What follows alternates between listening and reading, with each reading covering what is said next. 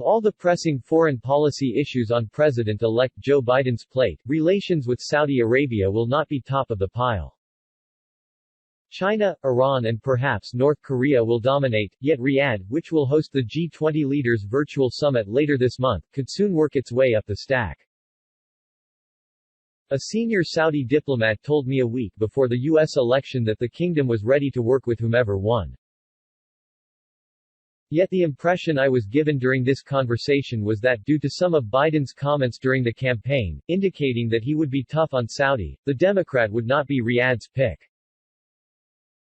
Another source with knowledge of political discussions in the kingdom told me that the Saudis had found President Donald Trump a good if unpredictable and even potentially dangerous ally. After Saudi oil facilities were attacked with cruise missiles last September, and Saudi and U.S. investigators determined with very high probability that they were launched from Iran, the source told me that the Saudis had to ask Trump not to escalate tensions further by retaliating.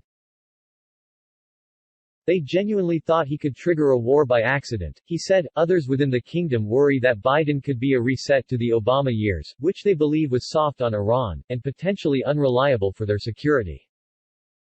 Their fears may be well-founded. Biden has pledged to re-engage with Tehran on the multinational nuclear deal Trump pulled out of, and during a Democratic debate last fall threatened to throttle billions of dollars of arms sales to Saudi.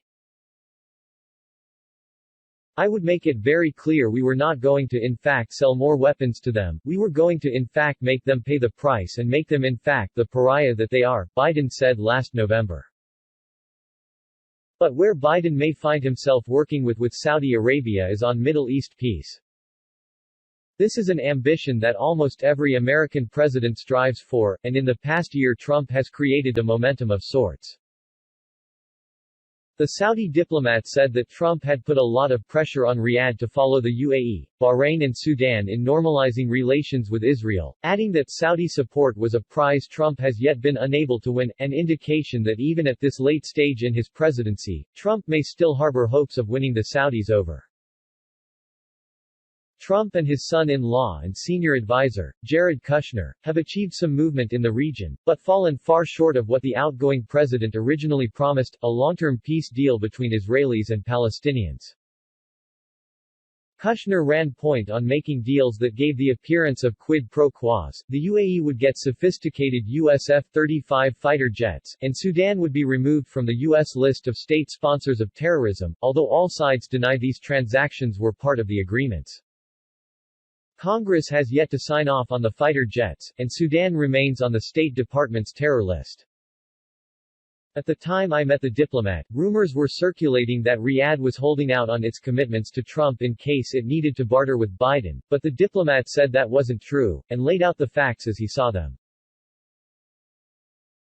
Saudi Arabia will always act out of their own national security interests, he said, but it also has an outsized relevance on the very emotive issue of Palestinian statehood as Saudi decisions will shift other Muslim nations to follow. Saudi King Salman bin Abdulaziz Al Saud is the custodian of Islam's two holiest sites, Mecca and Medina, giving him a legitimacy and clout in the religion that is unrivaled by any other person. The Saudi government believes he is central to winning over the world's 1.8 billion Muslims, but a wrong call by him could be disastrous for the kingdom, leaving it open to accusations of selling out and abandoning the Palestinians. The diplomat told me he thought it 90% unlikely the king would back Trump's plan. Yet it is clear that when his son, Crown Prince Mohammed bin Salman, takes the throne, which could happen on Biden's watch, the calculations could change. Saudi's current position on Palestinian-Israeli peace is a two-state solution based around the 1967 borders.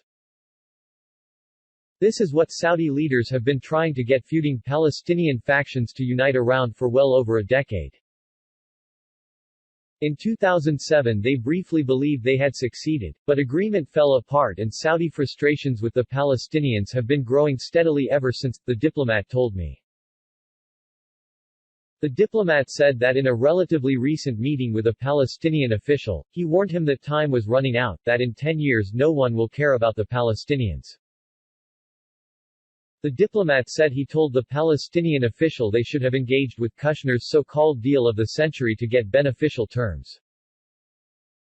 In late August, King Salman let an Israeli commercial flight carrying Kushner and an Israeli delegation overfly Saudi airspace on the way from Tel Aviv to Abu Dhabi as it inaugurated that new relationship.